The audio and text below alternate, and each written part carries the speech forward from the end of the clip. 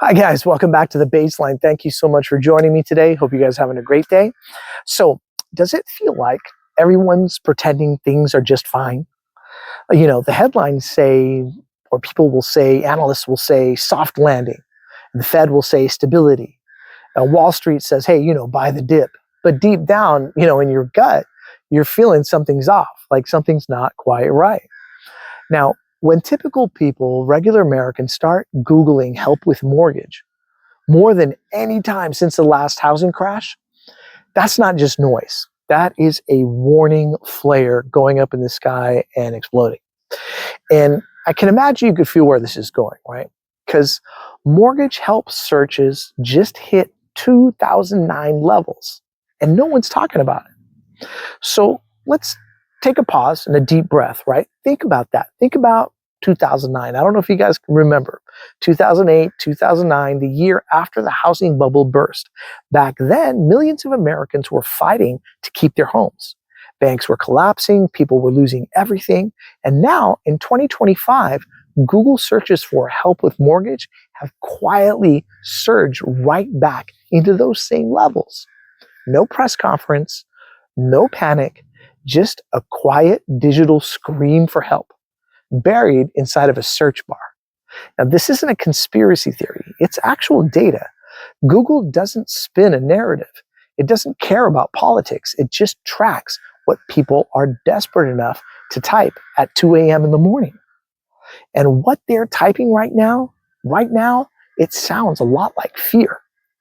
Now, this is what I think a lot of people would call a digital panic indicator, when people's search behavior tells the truth that the government just won't.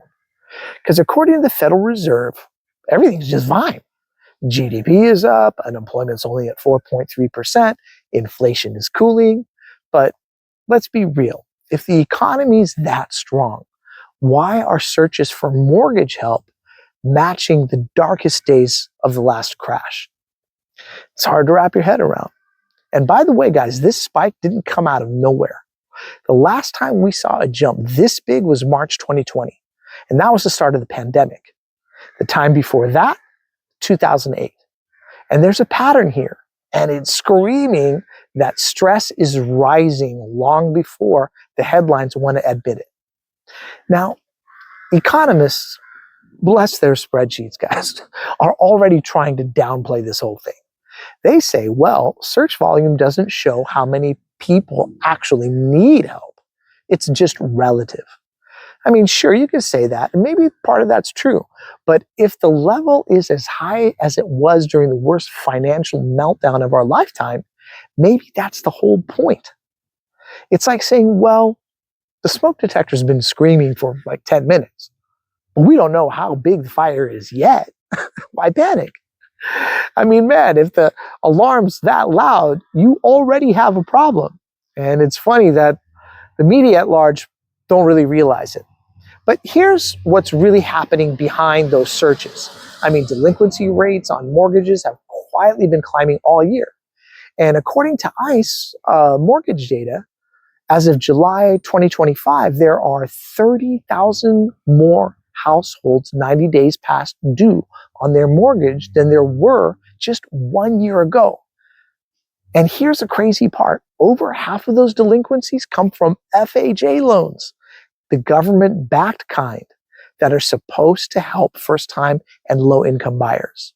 Now, FHA loans now make up 52% of all serious delinquencies. That's nationwide. And that's right, the loans designed to make housing affordable are now the epicenter of the crisis. And here's the uncomfortable truth about it all, and nobody in DC wants to say it out loud. The only reason this hasn't turned into a full-blown foreclosure wave is because the government is quietly paying forbearances and subsidized mortgage rates with your tax dollars. It's nuts. And there are roughly 2 million properties still being artificially propped up through these quiet bailout programs. Now, if those homes hit the open market tomorrow, the housing bubble, it would collapse overnight. Now, if you're thinking, well, maybe things aren't that bad, well, let's look at the foreclosure filings. Now, according to uh, ATOM data basically says foreclosures are up 18% year over year as of August 2025. That's not a trickle. That's at the early stages of a pattern, just like before 2008. I mean, the experts were all shrugging and saying, oh no, it's not that serious yet, but the pattern is existing. And that's the same thing they said right before millions of people lost their homes. Now, if we can, let's lighten it up for just a second, because this part really did almost make me laugh. Some economists are saying this spike in mortgage help searches might actually be a good sign. These people, they're arguing that it's financially stable homeowners just being proactive and just researching in case they might lose their jobs. I mean, really? Since when is fear of being laid off a good sign for the economy? Is nonsense.